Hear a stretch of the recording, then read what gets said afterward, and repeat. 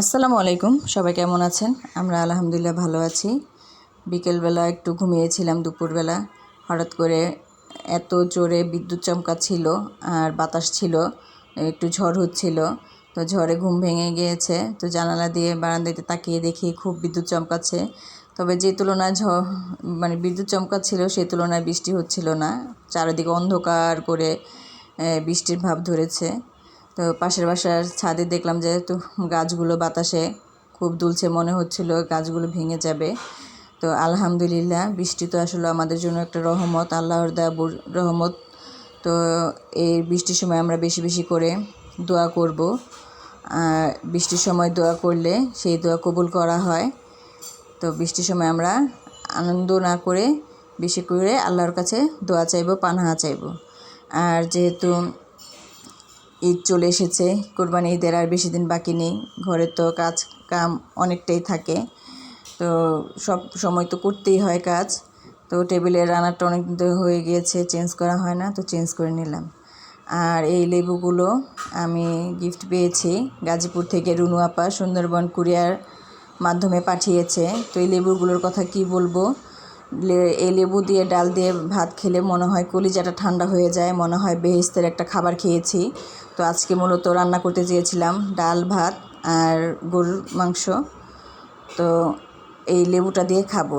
তো এই লেবুর জন্য রুনু আপাকে অনেক অনেক ধন্যবাদ। তো আমি কিছু মশলা বেটে নেব। এখানে কিছু জয়ফল, জয়ত্রী, এলাচ, দারচিনি আর জিরা আছে, দুই পদের কালো এলাচ আছে। তো রান্না করতে চেয়েছিলাম ডাল ভাত আর গরুর মাংস। তো বৃষ্টির আবহাওয়া দেখে ছেলে মেয়ে বলতেছে যে আম্মু গরুর মাংসটা রান্না করো আর ডাল চাল মিলিয়ে খিচুড়ি রান্না করো। তো আর কি করার, যে কথা সে কাজ। তো তাই খিচুড়ি রান্না করেছি আর মাংসটা রান্না করেছি। তো এই মাংস রান্নাটাই দেখাবো, যেহেতু কুরবানি চলে এসেছে। তো ভাবলাম যে একটা রেসিপি হয়ে যাবে।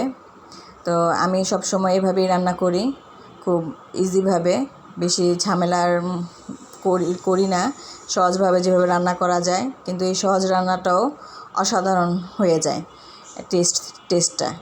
হ্যাঁ, তো আমি হাত দিয়ে মাখিয়ে নেই অন্য সময়। তো আজকে আর হাত দিয়ে মাখাতে পারছিলাম না, কারণ সকালবেলা মাছ কেটেছিলাম, কই মাছ একটু হাতটা কেটে গিয়েছে। তো এর জন্য খুন্তি দিয়েই এটা করছিলাম, মাখিয়ে নিয়েছিলাম ভালোভাবে। তো মাখিয়ে কষানোর জন্য ঢেকে দিয়েছি। এই যে আমার কষানোটা অনেকটা হয়ে গিয়েছে, দেখুন।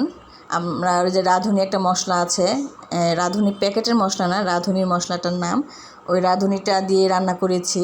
ওটার স্মেলটা খুবই সুন্দর, খুবই ভালো লাগে। আপনারা ট্রাই করে দেখবেন এভাবে মশলা বেটে রান্না করে। তো মশলাটা কষানো হয়ে গিয়েছে, তো আমি একটু কিছু আলু দিয়ে দিচ্ছি। আলুটা আমাদের পরিবারের সদস্যরা একটু পছন্দ করে, তাই একটু আলু দিয়ে রান্না করলাম আর কি। তো আলু দেওয়ার পরে এই যে কষিয়েছি, দেখেন এই তেলটা উঠে এসেছে। এখন আমি একটু পরিমাণ মতো পানি দিয়ে দিব। এরকমভাবে পানিটা দিব যাতে মাংসটা সিদ্ধ হয়ে যাবে, আর সাথে ঝোলটা যে পরিমাণ রাখার সে পরিমাণ ঝোলটা থাকবে। তো এই যে আমার তরকারিটা অনেকটা হয়ে গিয়েছে। আর আমি রান্না শেষে জিরার গুঁড়া, টালা গুঁড়াটা দিতে খুব পছন্দ করি। তো আপনারা এভাবে দিয়ে দেখবেন, ভালো লাগবে। তো এই যে আমার ফাইনাল লুকটা চলে এসেছে, আমি এখন সার্ভ করে দেখাবো। এই যে দেখুন, মুগ ডাল দিয়ে খিচুড়ি রান্না করেছি, গরুর মাংস আর একটু ক্ষীর রান্না করেছি খেজুরের গুড় দিয়ে। আমার ছেলের খুব খুব পছন্দ। তো সকলে ভালো থাকবেন, আমাদের জন্য দোয়া করবেন। আসসালামু আলাইকুম।